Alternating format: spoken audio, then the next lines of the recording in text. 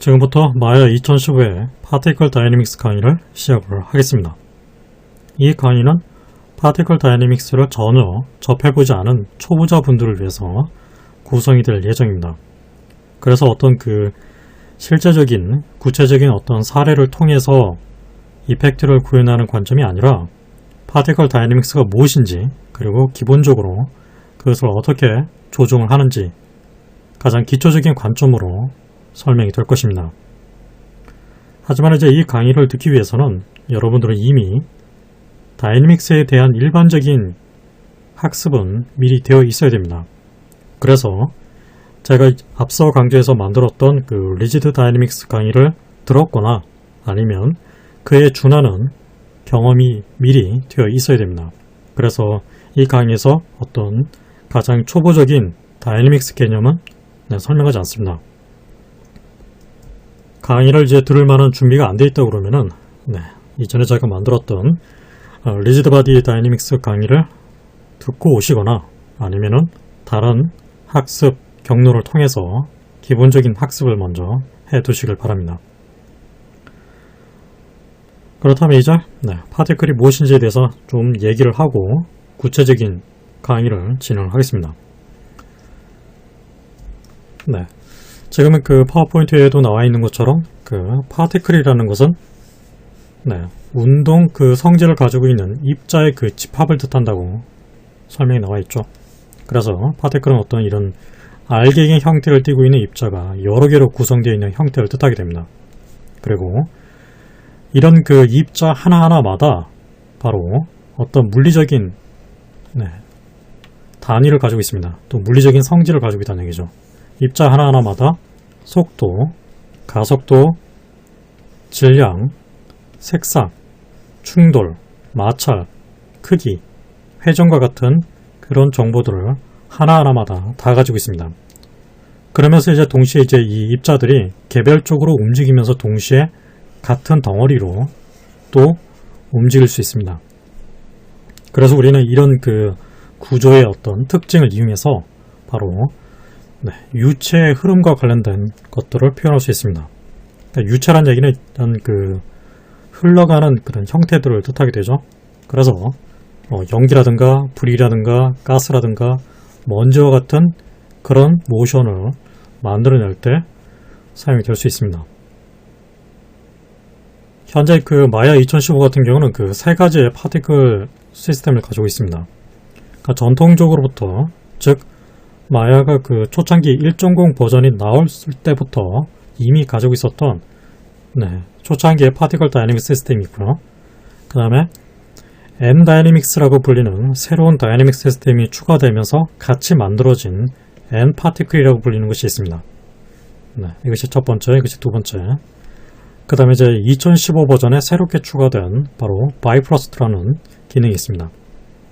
그래서 이 바이프러스트를 통해서 물이라든가 또는 어떤 바다와 같은 상당히 디테일이 중요한, 즉 물리적인 디테일이 굉장히 중요한 그런 어떤 유체의 운동을 만들어낼 때 바이프러스트를 이용해서 표현할 수 있습니다. 하지만은 M 파티클이라든가 전통적인 파티클 다이내믹스를 이용해서 그보다는 어떤 시각적인 디테일은 좀 떨어지지만 연산 속도는 훨씬 더 빠르고 또 사용자가 또 자유롭게 조절이 가능한 특징을 가지고 있습니다.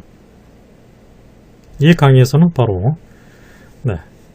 마야가 원래 가지고 있었던 초창기 시절부터 가지고 있었던 바로 파티클 다이내믹스를 입문자 레벨로 소개하는 것이 목적입니다.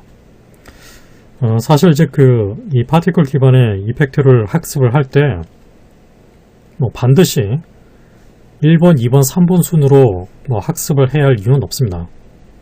경우에 따라서는 이제 바이프러스트부터 먼저 학습을 할 수도 있고 M 파티클부터 학습을 해서 거꾸로 전통적인 파티클 다이내믹스로 넘어갈 수도 있습니다. 하지만은 그것이 가능하다 하더라도 실제로 학습을 할 때는 만만치 않은 어떤 개념적인 이해에 상당한 어려움을 겪게 될 것입니다. 그래서 이제 개인적으로 제가 추천을 해드리는 방법으로는 파티클 다이내믹스 학습은 가능하다면은 마야가 발전해온 시간 순서를 따라서 학습을 하는 게 좋습니다.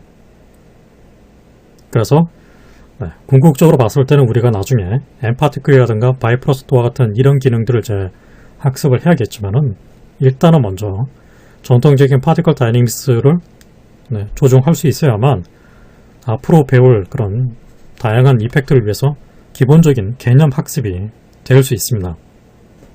사실은 이제 아직도 그 작업의 성격에 따라서는 상당히 오래된 방식이지만은 전통적인 마야 파티클 시스템을 아직도 많이 사용이 됩니다. 의외로 어떤 표현상에는 디테일이 좀 떨어지고 품질이 그렇게 썩 좋은 편은 아니지만은 시각적으로 봤을 때 하지만은 작업의 어떤 효율성이라든가 속도적인 측면에서는 여전히 이점이 있는 장점이 있는 부분이 많이 있기 때문에 마야 2015에서도 아직까지 이 옛날 시스템이 버려지지 않았고 삭제되지 않았습니다. 그대로 유지가 되면서 계속해서 마야가 발전되고 있는 것이죠. 하지만 이제 이 파티클 다이내믹 시스템은 상당히 이제 업데이트가 안 되는, 그러니까 기능적으로 업데이트가 안 되는 상태입니다. 발전을 안 한 지가 이미 거의 이제 수년이 넘어가는, 제가 생각이랑 한 5년, 7년? 그 정도 기능이 업데이트가 안 돼 있는 상태입니다. 하지만은 업데이트가 멈춰 있다 하더라도 아직까지 우리가 배울 점이 많이 있으니까 마야 이펙트 초보자분들은 잘 학습해야 될 필요가 있습니다. 그렇다면 이제 실제적으로 마야 파티클 시스템이 어떤 모양을 가지고 있는지를 확인을 해보겠습니다. 나중에 구체적인 방법들은 앞으로의 강의를 통해서 실습을 하겠지만은 일단은 기본적인 생성, 또 삭제, 또 기본적인 통제 방법이 무엇인지는 알아둬야겠죠. 마야에 있는 상단 메뉴 중에서 바로 다이내믹스 메뉴가 있죠. 다이내믹스 메뉴를 이제 전환을 하게 되면 또는 이제 단축키 상에서 봤을 때 이제 바로 F5 키를 누르게 되면은 바로 다이내믹스 메뉴로 전환이 됩니다. F5 키를 눌러서 있는 상단 메뉴에 보게 되면 바로 파티클 메뉴가 있죠. 파티클 툴부터 시작해서 맨 끝에 있는 Connect to Time까지 해서 바로 여기 있는 기능들이 파티클 작업을 할 때 기본적으로 사용되는 메뉴들입니다. 기본적으로 이제 파티클을 생성하는 방법은 크게 두 가지로 볼 수 있습니다. 이미터라는 것을 사용해서 만들거나 아니면은 파티클 툴을 사용해서 드로우하는 방식으로, 그러니까 파티클을 점 하나하나를 일일이 찍어가면서 그려나가는 방식이 있습니다. 파티클 툴에 있는 옵션 박스를 열어서 리셋을 합니다. 리셋 툴.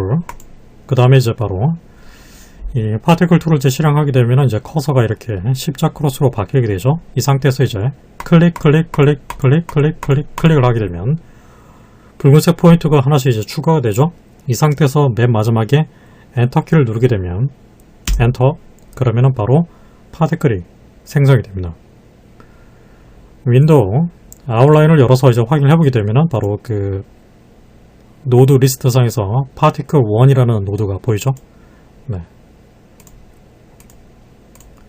더블 클릭을 해서 파티클 쉐이프 1이 가지고 있는 이제 쉐이프 노드 쪽을 보게 되면은 실제로 이제 파티클을 통제를 하는 다양한 속성들이 존재하는 걸 알 수 있습니다.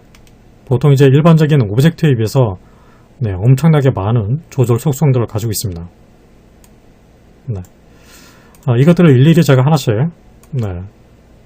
확인을 해가면서 설명하는 것은 시간적인 한계가 있기 때문에 앞으로 이제 강의를 통해서 설명이 되는 부분도 있겠지만은 기본적으로 우리가 자주 쓰이게 되고 가장 핵심적인 부분만 먼저 설명이 될 것입니다. 어쨌거나 이렇게 파티클을 이제 생성하는 두 가지 방법 중에 첫 번째는 바로 파티클 툴을 사용해서 이렇게 드로우 방식으로 생성할 수 있습니다. 파티클을 삭제할 때는 이제 노드를 선택하고 딜리트를 해주시면 됩니다. 두 번째 방법으로는 바로 이미터라는 걸 이용해서 자동적으로 파티클을 방출을 시킬 수 있습니다. 흡사 보면 이제 일종의 파티클을 자동적으로 생성해주는 방출기 역할을 하는 것이 바로 이미터입니다. 그러니까 이미터를 이제 생성을 할 때 두 가지 메뉴가 있죠. 크리에이트 이미터가 있고 이미트 프롬 오브젝트가 있습니다. 일단 크리에이트 이미터를 합니다. 그럼 이제 중앙에 보게 되면은 작은 서클이 하나 나타나죠. 그리고 자동적으로 이미터1이라는 노드가 만들어지고 하단에 파티클 노드가 자동적으로 생성이 되어 있는 걸 알 수 있습니다. 이 상태에서 이제 애니메이션 타임라인을 적당히 늘려놓고 그냥 플레이백을 하게 되면 바로 입자가 자동적으로 이제 생성이 돼서 바깥쪽으로 이제 분출이 되는 상태를 확인할 수 있습니다. 지금 보이고 있는 이 입자들이 바로 파티클입니다. 이 입자 하나하나마다, 이 알갱이 하나하나마다 아까 제가 설명한 대로 어떤 물리적인 성질을 다 포함하고 있는 것입니다.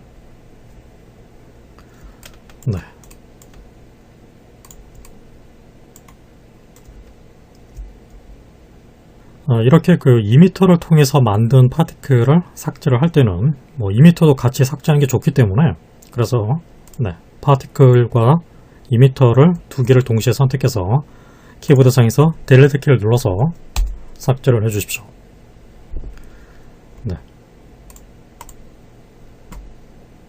다시 이미터를 생성을 해보죠. 파티클 크리에이트 이미터,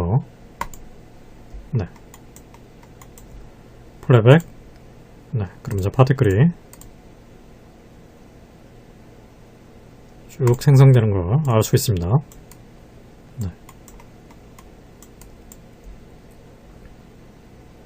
기본적으로 이 파티클은 현재 지금 그 이미터에 의해서 운동이 되고 있는 상태입니다. 그러니까 원래는 그 파티클을 이제 어떤 이미터 없이 아까 제가 처음에 했던 파티클 툴을 사용해서 파티클을 생성을 하게 되면 기본적으로 파티클은 움직이지 않습니다. 비교를 하기 위해서 제가 그 옆에서 다시 파티클 툴을 이용해서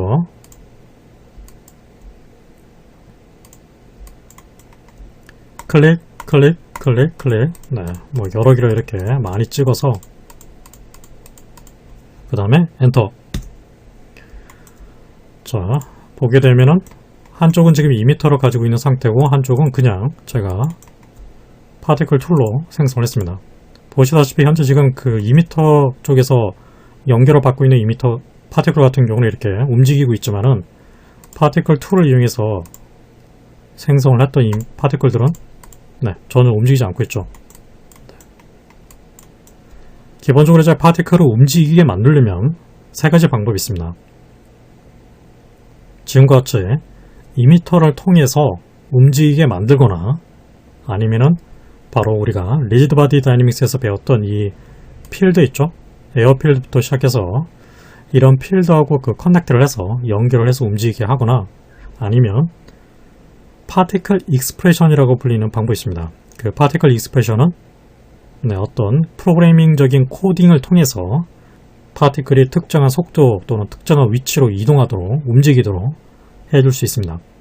하지만 여기서는 이제 그 초보자분들 입장에서 보면은 프로그래밍 코드로 파티클을 움직인다는 것이 상당히 좀 까다로운 개념이고 학습하기가 쉽지 않기 때문에 그 부분은 제외를 하고 가장 이제 순수한 얘기를 먼저 해봐야겠죠. 그래서 이제 초보자 관점에서 본다 그러면 결과적으로 이미터를 통해서 파티클을 움직이게 하거나 아니면 필드하고 연결을 해서 움직이게 할 수 있습니다. 제가 여기서 그래비티 필드를 하나 만들어 놓고 이 그래비티 필드를 파티클을 선택하고 그 다음에 동시에 그래비티 필드를 선택을 한 다음에 오른쪽 마우스 클릭. 거기서 이제 나타나는 메뉴 중에 보게 되면 커넥트 필드가 있죠. 커넥트 필드를 해줍니다. 또는 아니면 그 상단 필드 메뉴에 보게 되면 바로 Effect Selected Object 기능이 있죠. 똑같은 역할을 수행합니다. 적용을 해주게 되면 이제 이 파티클은 이 그래비티 필드하고 연결이 된 상태입니다. 그러니까 물리적인 계산이 될 수 있는 상태로 설정이 됐다는 얘기죠. 플레이백하면 이제 그 중력에 영향을 받아서 파티클이 아래로 하강하는 걸 알 수가 있습니다.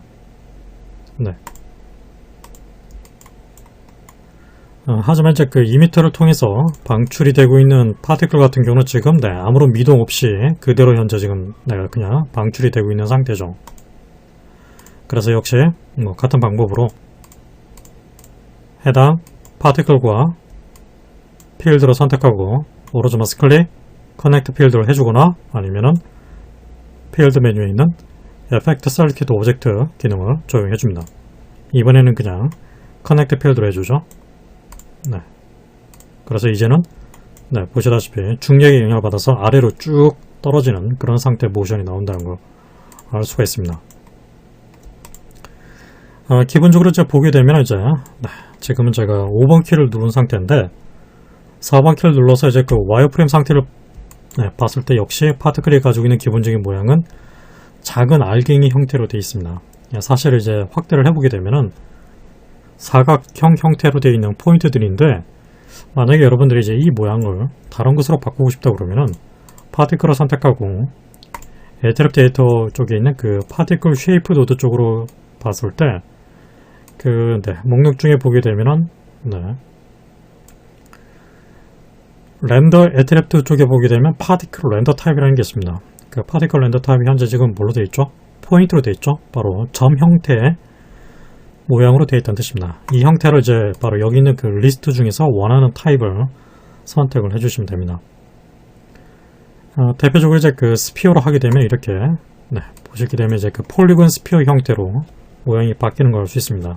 다시 5번 키를 눌러서 쉐이딩 모드로 바꿔보게 되면은 네, 그 모양 상태를 확인할 수 있죠. 네. 또는 제가 이번에는 네, 멀티 포인트로 하게 되면 이제 포인트가 여러 개의 형태를 찍혀 있는 구조로 바뀌게 되죠. 그냥 포인트에 비해서 차이가 있습니다. 그 다음에 이제 그 스트릭 형태로 하게 되면 이제 그 지금 잘 보이지 않는데 막대기 형태를 띄고 있습니다. 그 밑에 있는 크랜트 렌더 타입 버튼을 눌러주게 되면은 이제 실제적인 어떤 모양의 크기라든가 길이를 바꿀 수 있는 옵션이 나타나게 됩니다. 여기서 이제 테일 사이즈를 이제 제가 4로 늘려놓고 이제 네, 확인을 해보게 되면은 네, 보시다시피 이제 플레이백 하니까 이제 이렇게 줄기 형태로 막대기 형태로 네, 모양이 확인이 되죠. 네, 이번에는 모양을 네, 블러비 서페이스라고 보이는 타입으로 바꿔보죠. 네, 그냥 보게 되면 이제 아까 했던 스피어 형태하고 굉장히 좀 유사해 보이는데 실제로 나중에 이제 어떤 렌더링을 했을 때 기본적인 작업 방식이 좀 다릅니다. 뭐 지금 단계에서 일단 모양을 바꿔가면서 어떤 식의 그 형태를 띄고 있는지를 확인만 잘 해두십시오. 네, 클라우드로 하니까 약간 좀 이제 뭐 먼지같이 보이기도 하고 약간은 그런 느낌이죠. 네, 소프트한 그런 느낌으로 현재 지금 보이고 있습니다. 이 파티클 렌더 타입이 가지고 있는 모양이 네, 여러분들이 쓰고 있는 이 모델뷰상의 이 렌더러 설정이 무엇으로 되어 있는가에 따라서 잘 보일 수도 있고 제대로 표현이 안 될 수도 있습니다. 저 같은 경우는 이제 그냥 뷰포트 2.0으로 일단 지금 네, 작업을 하고 있다는 걸 보여드리고 있습니다. 네. 다시 네, 타입을 제가 스피어 타입으로 바꿔놓고 그 다음에 네, 파티클 1, 이 파티클 1은 바로 여기는 2m로부터 방출이 되고 있는 파티클이 되겠죠. 이 파티클은 제가 모양을 네, 스트릭 타입으로 바꿔보죠. 그러면 이렇게 네, 뭐 이런 식으로 지금 네, 모양이 확인이 되고 있죠.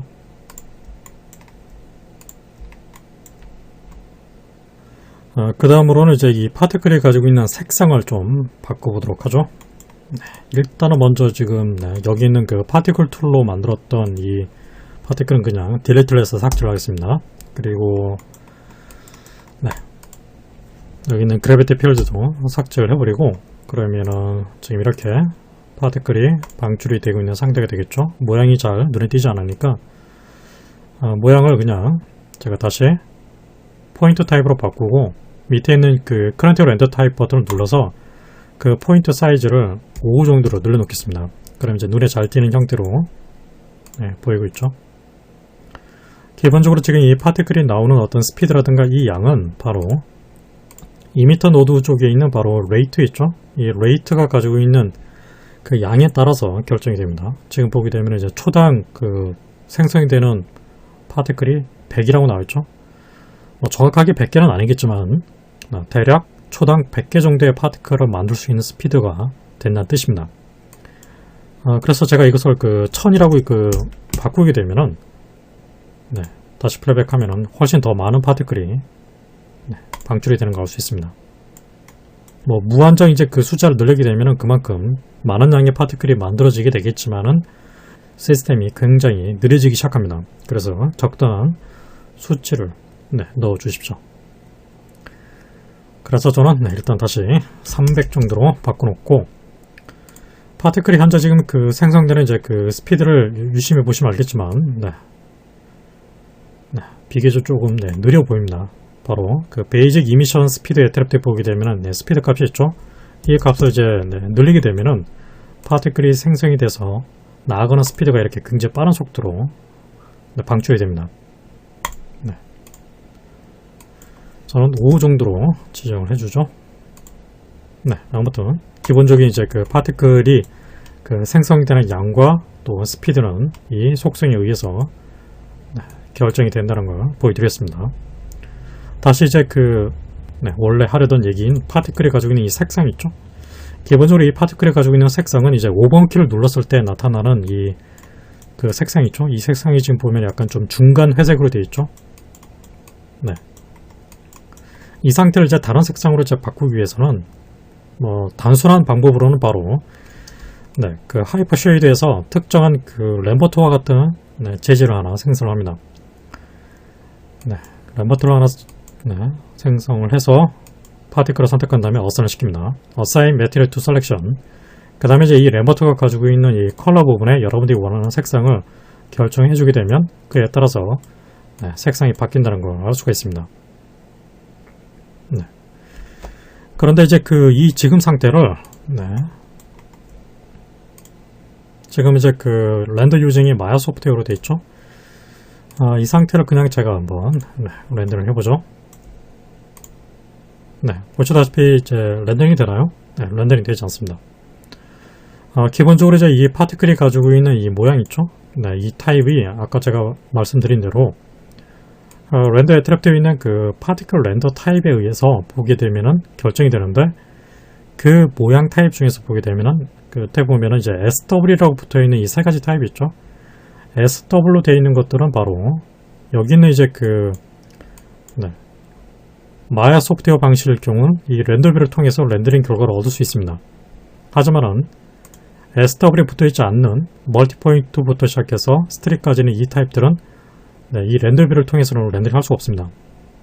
그러니까 렌더링 방식이 좀 다르다는 얘기죠. 그래서 기본적으로 마야 파티클, 기본적으로 이 파티클이 하드웨어 파티클 타입이 있고 소프트웨어 파티클 타입, 이 두 가지 타입으로 렌더링 방식이 좀 다릅니다. 제가 이 블러비 서피스 타입으로 바꿔서 모양을 이렇게 바꿔놓으면은, 네, 이런 식으로 지금 보이고 있죠. 이 상태를 이제 다시 렌더링 하게 되면은, 네, 렌더링 된다는 걸 알 수 있습니다. 그 다음에 이제 클라우드 타입으로 바꾸게 되면 이제 보시다시피 약간 먼지 같은 알갱이 형태로 바뀌는데, 역시 렌더링 했을 때 지금 보게 되면, 네, 여기서는 지금 보게 되면 이제 렌더링 결과가 안 나오죠. 사실 이제 이런 클라우드 타입으로 렌더링이 되려고 그러면은, 네, 램버트가 아닌 바로 재질 중에 보게 되면은 볼루메트릭 쪽에 보게 되면 바로 파티클 클라우드가 있습니다. 이 파티클 클라우드로 어사인 했을 때 렌더링 결과를 얻을 수 있습니다. 파티클 선택하고 다시 어사인. 그래서 이 파티클 클라우드가 가지고 있는 색상을 여러분들이 원하는 특정한 색상으로 바꾼 다음에 다시 렌더링을 하게 되면, 네, 렌더링 결과가 얻을 수 있죠. 이번에는 파티클 모양 타입을 튜브 타입으로 바꿔보죠. 역시 튜브 타입으로 바꿔서 렌더링 했을 때 현재 지금 제가 어사인 했던 네, 파티클 클라우드 상태 모양이 그대로 반영이 돼서 렌더링 결과에 반영이 됩니다.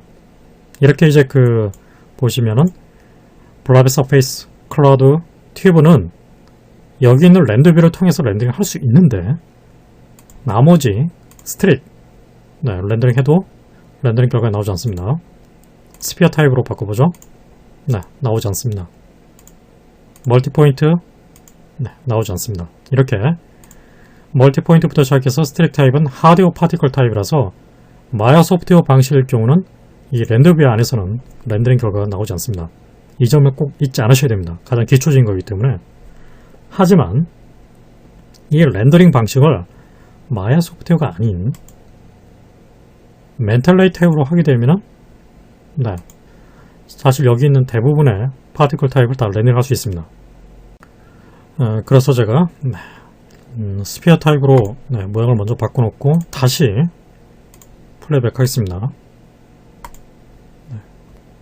그리고 바로 아까 생성했던 램버트로 어사인을 시키겠습니다.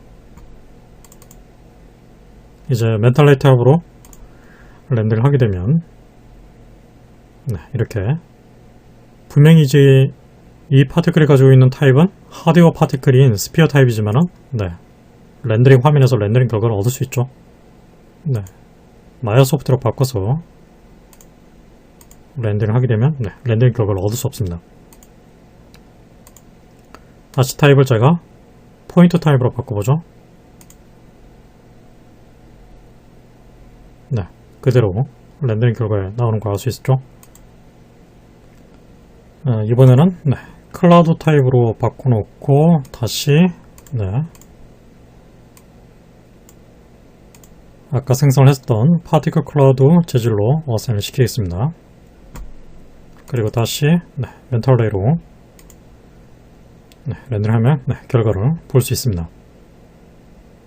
아무튼 기본적으로 이제 그 파티클이 가지고 있는 타입이 SW라고 붙어있는 이 소프트웨어 파티클 같은 경우는 마야 소프트웨어 방식에서는 정상적으로 렌더링 결과를 얻을 수 있지만 나머지 것들은 렌더링 결과를 얻을 수 없다는 걸 기억해 두십시오. 그래서 사실 이 하드웨어 파티클은 바로 윈도우 렌더링 에디터 하드웨어 렌더 버퍼라고 불리는 이 기능을 통해서 렌더링 결과를 얻게 됩니다. 하지만은 지금 단계에서는 일단 설명하지 않습니다. 그리고 개인적으로 봤을 때 파티클을 이제 렌더링하기 위해서 마야 소프트웨어 방식을 쓰는 것보다도 멘탈레이를 사용해서 렌더링 결과를 얻는 게 여러모로 이점이 있기 때문에 사실 멘탈레이를 더 권장해서 앞으로도 설명을 해드리겠습니다.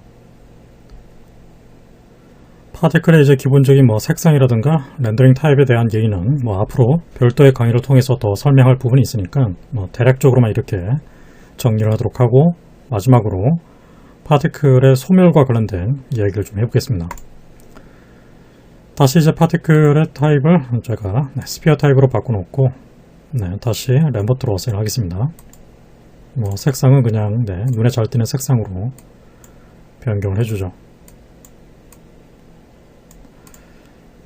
지금 이 상태에서 제가 타임라인을 만약에 이제 한 2400프레임 정도로 늘렸다고 가정해 보겠습니다.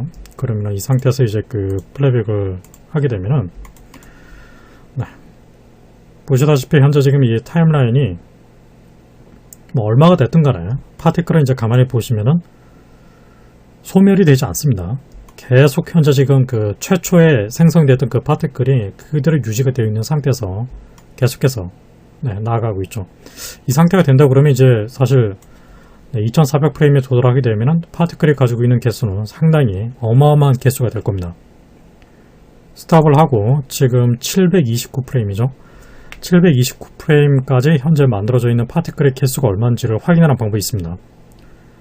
파티클을 이제 선택하고 애터비데이터 파티클 쉐이프 노드 쪽에 그 속성이 보게 되면 카운트라고 불리는 이 속성이 있죠. 현재 지금 숫자가 얼마로 되어 있죠? 9100이라고 되어 있죠. 바로 현재 지금 그 729프레임까지 만들어져 있는 그 파티클의 개수가 9100개 정도 된다는 얘기죠. 다시 플레이백 하면은 다시 스탑. 그럼 이제 9887개로 늘어나 있죠. 결과적으로 보게 되면 파티클은 이제 소멸하지 않습니다. 소멸하지 않고 계속해서 이 이야기는 이제 그 여러분들이 인위적으로 어떤 그 파티클의 소멸 타이밍을 지정해주지 않는 이상은 계속해서 살아있는 상태란 얘기죠. 그래서 필요에 따라서는 이제 그 파티클이 특정 시간이 지난 다음에 자동적으로 소멸이 되어야 할 경우가 있습니다. 그래서 파티클이 가지고 있는 이제 그 속성 중에 보게 되면 바로 라이프 스팬이라고 불리는 속성이 있습니다. 바로 라이프 스팬 애트리뷰트가 있죠. 현재 지금 그 라이프 스팬 모드가 라이프 포레버 상태로 되어 있죠. 라이브 포레버라는 얘기는 바로 파티클이 전혀 소멸하지 않는 상태라는 뜻입니다. 하지만 컨스턴트 타입으로 바꿔놓고 여기에 어떤 특정한 라이프 스팬 값을 제가 이렇게 3이라고 입력을 하게 되면은 바로 단위는 세컨드입니다. 그래서 3초 동안 파티클이 생존해 있다는 뜻입니다. 이제 플레이백 하게 되면은 이제 파티클이 3초가 지나면서 어떻게 되죠? 네, 3초가 넘어간 파티클은 자동적으로 사라지는 걸 알 수 있습니다. 바로 이것을 파티클의 라이프 스팬이라고 합니다. 그래서 기본적으로 파티클은 라이프 스팬을 지정하지 않는 이상은 계속해서 살아있는 상태라는 걸 명심하십시오. 네. 다시 이번에 제가 1이라고 바꾸게 되면 1초 동안만 생존해 있는 상태가 되겠죠. 그래서 더 빠른 간격으로 파티클이 소멸되는 걸 알 수 있습니다.